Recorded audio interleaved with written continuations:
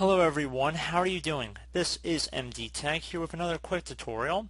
In today's tutorial I'm going to show you guys how to resolve error 0x80030001 when you're trying to import media into Windows Explorer on your Windows computer. So this might be followed up with a user receiving a prompt that says the user can skip, try again, or cancel. So we're going to hopefully resolve without too much of a hassle here. So instead of actually accessing your phone storage through Windows Explorer, so perhaps you're trying to load the image through your phone, you're trying to open it up through that display, we're going to actually go through and search it up through your computer. So we can go in the Start menu, type in File Explorer, and then just left click on that, best match. And then you want to go on the left side here. If you have any flash drives or anything plugged in underneath this PC, they should be listed in here.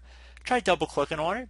And if you actually know the image of the file, you can always just go through Start menu as well and search for it. So let's just say capture.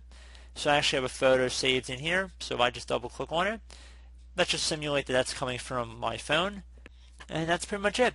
So I do hope this brief tutorial was able to help you guys out. And as always, thank you for watching. And I do look forward to catching you all in the next tutorial. Goodbye.